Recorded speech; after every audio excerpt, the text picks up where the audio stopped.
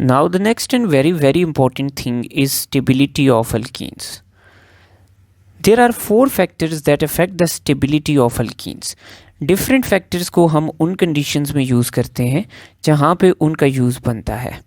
For example, अगर हमारे पास 2 alkenes का कंपैरिजन है और दोनों के अंदर ज्योमेट्रिकल आइसोमरिज्म है, so how we will tell about the stability. So the first factor that affects the stability of alkene is geometrical isomerism. So now geometrical isomerism में हमें एक ही alkene 2 forms में मिलती है. Like if I draw 2-butene which shows geometrical isomerism. So this is the cis form of 2-butene. And if I again draw 2-butene, but here I have 2-butene in trans form. Same groups opposite side पे हैं. So it is trans form of alkene. तो अगर हमें एक ही alkene की cis और trans form मिले तो keep in mind that trans form of alkene is more stable than cis form of alkene. So अगर geometrical isomerism वाला factor आएगा तो trans alkene cis से ज़्यादा stable होगी. Now the second factor that affects the stability of alkene is degree of branching in an alkene. अगर हमें 2 alkenes मिल जाएं, दोनों के अंदर number of carbons same हो, like इसमें भी मेरे पास 4 carbons हैं और इसमें भी मेरे पास 4 carbons हैं. Now अगर हम इसकी चेन को देखें तो इसकी चेन के अंदर हमारे पास ब्रांचिंग मौजूद है. Now this CH3 is a substituent. So this is 2-methyl propene.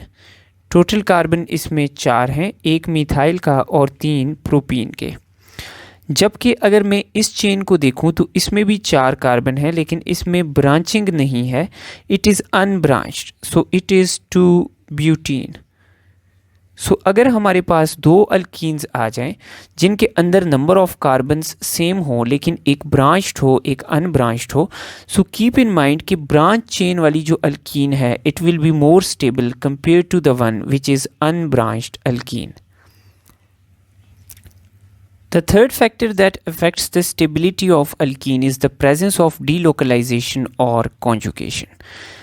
Now keep in mind वो अल्कीन्स जिनमें एक डबल बॉन्ड होगा, देन उस डबल बॉन्ड के बाद एक सिंगल बॉन्ड और फिर डबल बॉन्ड होगा, यानी अल्टरनेट कार्बन्स पे डबल बॉन्ड होंगे, एक डबल बॉन्ड फिर एक सिंगल फिर एक डबल बॉन्ड.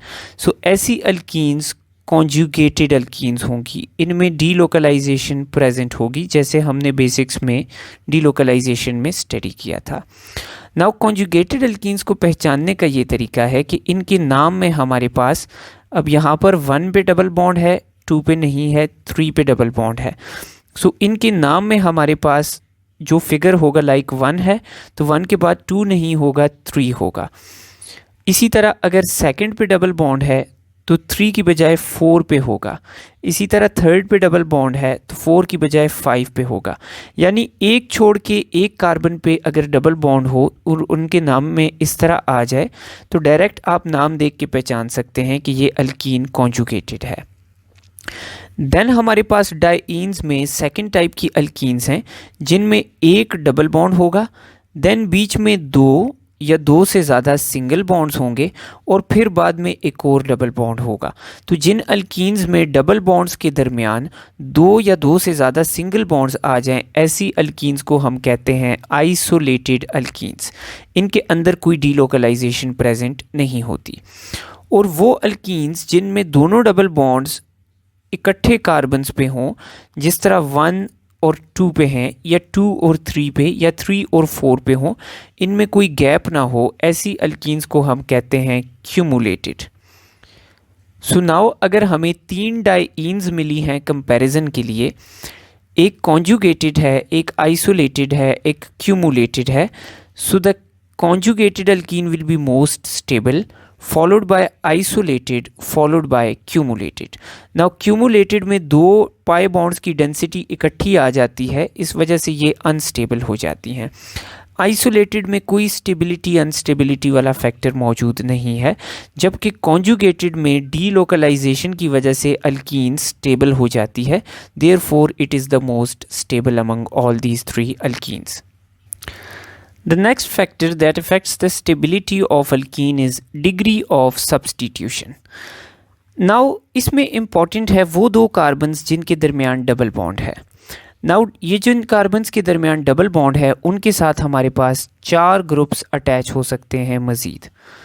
नाउ अगर डबल बॉन्डेड के साथ चारों अल्काइल ग्रुप्स हैं, so this alkyne will be most stable, यानी जितनी ज़्यादा सब्सटीट्यूशन होगी डबल बॉन्डेड कार्बन्स के साथ उतनी ज़्यादा अल्कीन स्टेबल होगी। देन उसके बाद वो अल्कीन है जिसमें डबल बॉन्डेड कार्बन्स के साथ 3 अल्काइल ग्रुप्स हैं, so it is stable after the alkene with 4 alkyl groups. Then 2 alkyl groups वाले में हमारे पास 3 केसेस आते हैं। सो 2 अल्काइल ग्रुप्स वाले में सबसे ज़्यादा स्टेबल वो है जिसके अंदर हमारे पास ब्रांचिंग मौजूद है इन अल्काइल ग्रुप्स, जैसे हमने पढ़ा है ब्रांच्ड और अनब्रांच्ड का कंपैरिजन। देन 2 में हमारे पास अगला केस आता है ट्रांस अल्कीन का। सो ब्रांच्ड के बाद 2 में ट्रांस वाली स्टेबल है, एंड देन 2 में फिर हमारे पास नेक्स्ट केस आता है सिस वाली का। सो लास्ट में सिस वाली स्टेबल है। देन 2 वाले के बाद वो अल्कीन जिसमें सिर्फ एक अल्काइल ग्रुप है, इट इज़ स्टेबल। और आखिर में सबसे कम स्टेबल वो है जिसमें हमारे पास कोई अल्काइल ग्रुप नहीं है। So alkene with 4 substituents is most stable followed by 3। Then 2 में सबसे ज़्यादा ब्रांच्ड वाली, देन ट्रांस वाली, देन सिस वाली, देन एक सब्सटीट्यूएंट वाली और देन 0 सब्सटीट्यूएंट वाली। So these are the 4 factors that affect the stability of alkenes. In 4 comparisons को हम वहाँ पे यूज़ करेंगे जिसके मुताबिक हमारे पास क्वेश्चन आया होगा। Then talking about the physical properties of alkenes, which include color, smell, density, melting point, boiling point and solubility. So alkenes की सारी फिजिकल प्रॉपर्टीज़ एग्जैक्टली सेम हैं as alkanes. So we do not need to study them, their physical properties are exactly same as alkane.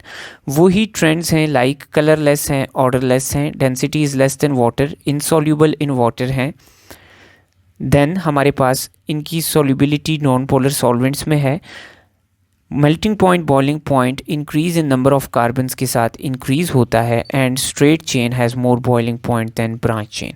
So same as alkanes, their physical properties are exactly same as alkanes. That's enough for this lecture. Thank you.